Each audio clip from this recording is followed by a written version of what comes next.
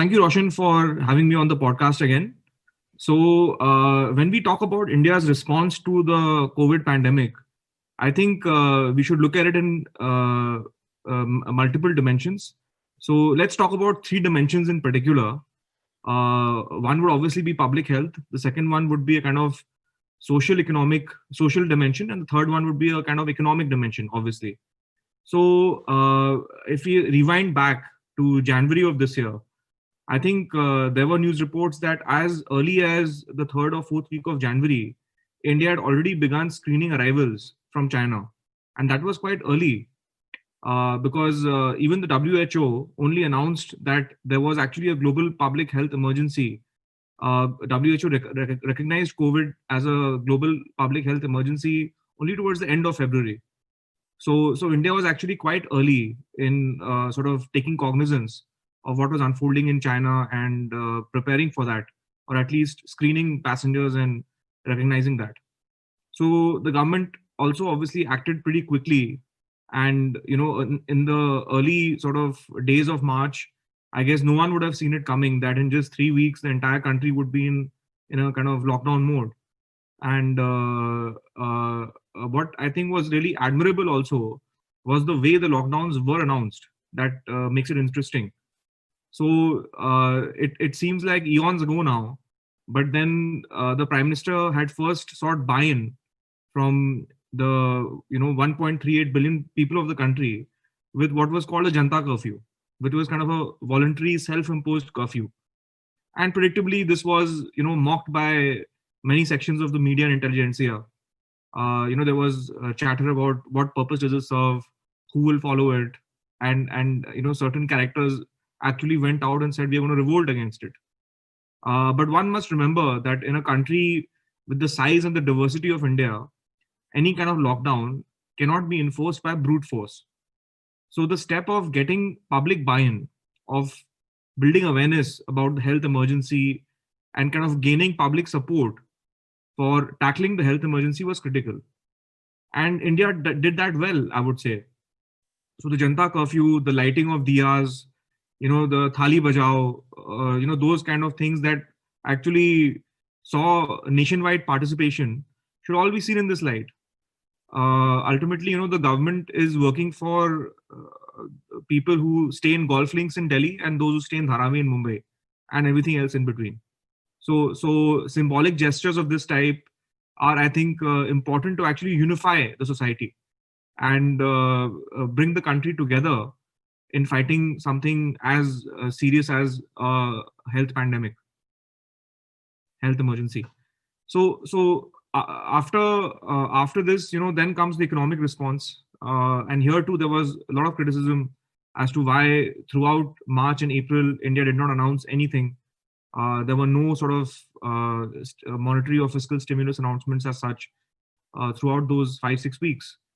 But then India started sort of taking steps, concrete steps. The government announced steps, maybe beginning, I think, if I remember correctly, in the second half of May. And those two were kind of staggered over time and pretty measured steps. It was not a big bang kind of announcement that we saw in countries like the UK and US. So cumulatively, the headline fiscal and monetary stimulus number was about 11% of GDP, with the discretionary spending component of that maybe being about 2%, depending on how you count the discretionary component.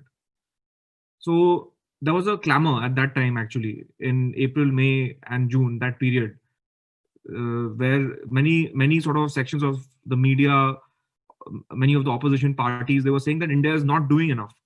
But the government resisted the clamor for a mega stimulus, and instead it went for very targeted sort of welfare and sort of support to the most needy groups, namely the low-income individuals, farmers, MSMEs via the credit guarantee scheme, and so on. So the method of delivery was also actually very effective.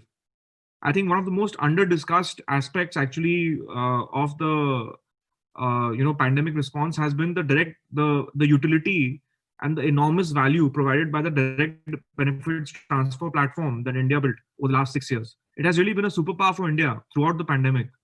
And it has allowed the government to deliver welfare with actually great precision, minimizing the leakage and wastage. And over at this point, I think these are probably numbers that I have as of maybe November. So over 1.5 trillion rupees have been provided to more than 50 crore beneficiaries. Just think of those numbers. These are staggering numbers. Almost half the country has received direct benefits via the DBT platform. And we talk about digitization and internet in business and the boon that this is for consumers. But the role of digital technologies in enabling efficient and good governance in this crisis period has been hugely underappreciated and enormously positive. So India was actually ready in the most trying circumstances, and that hard work of the last 6 years in building out these platforms has paid off in spades for us actually. So that calibrated approach in addressing the damage rather than going big early on and being watchful has actually paid off for us. When you see now what is unfolding in the UK and the US, which went for a big bang stimulus.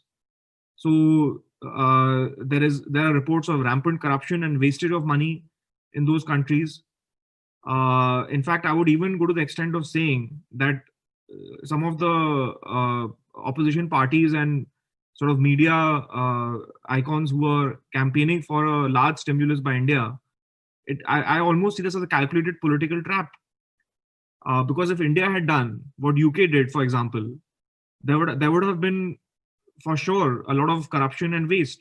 And then the same people who batted for the stimulus, who batted for the idea of having a very large fiscal package, would have then attacked the government for doing exactly that. So I think both economically and politically, the government was wise to take a measured approach. And in fact, India used the crisis period to push through some of the most important structural reforms since 1991.